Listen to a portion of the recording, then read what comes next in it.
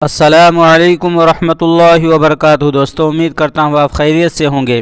میں ہوں محمد مقصود قاسمی اور آپ دیکھ رہے ہیں باغ مدینہ یوٹیوب چینل۔ دوستو، میں نے کئی روز پہلے آپ حضرات کو بتلایا تھا کہ دیوبند میں کل ہند مسابقہ حفظ قرآن کا انعقاد ہونے جا رہا ہے، تو اس کا انعقاد ہو چکا ہے اور وہ گھڑی آ چکی ہے کہ ہم بھی جان لیں کہ آخر کس کو عمرے کا ٹکٹ ملا ہے اور کس کس لوگوں کو انعام ملا ہے۔ تو چلیے دوستو، اس ویڈیو کو شروع کرتے ہیں۔ سب سے پہلے آپ سے گزارش ہے کہ اگر آپ نے چینل کو ابھی تک سبسکرائب نہیں کیا ہے تو چینل کو بھی سبسکرائب کر لیں۔ شکریہ، جزاک اللہ۔ یہاں عیدگاہ روڈ پر واقع بینک ہال میں کل ہند مسابقہ حفظ قرآن کریم کا انعقاد کیا گیا، جس میں ملک بھر سے حفاظ کرام نے شرکت کر کے اپنے مسحور کن آواز میں تلاوت کلام اللہ پیش کی۔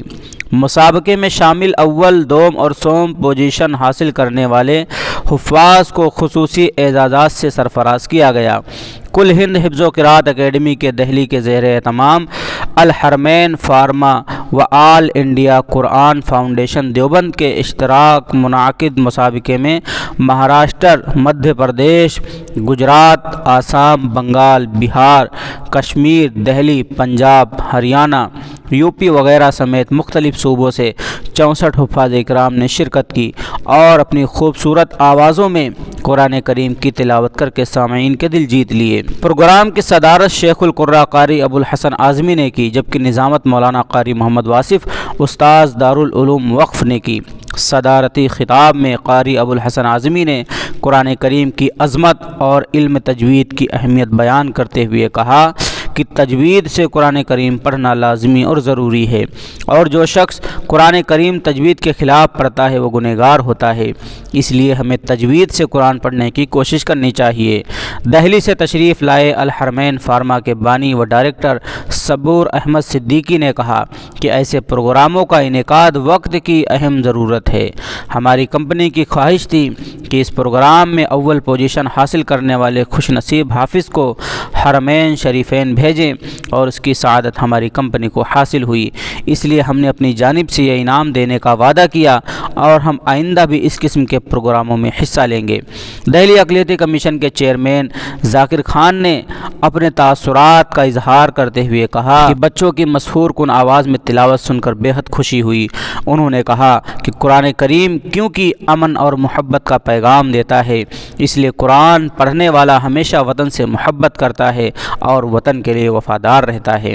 سپریم کورٹ دہلی کے وکیل فیروز اقبال نے بھی خوشی کا اظہار کرتے ہوئے مجلس منتظمہ کو مبارکباد دی اور کہا کہ ہم اپنے علاقے میں اس قسم کا پروگرام منعقد کرنے کی کوشش کریں گے۔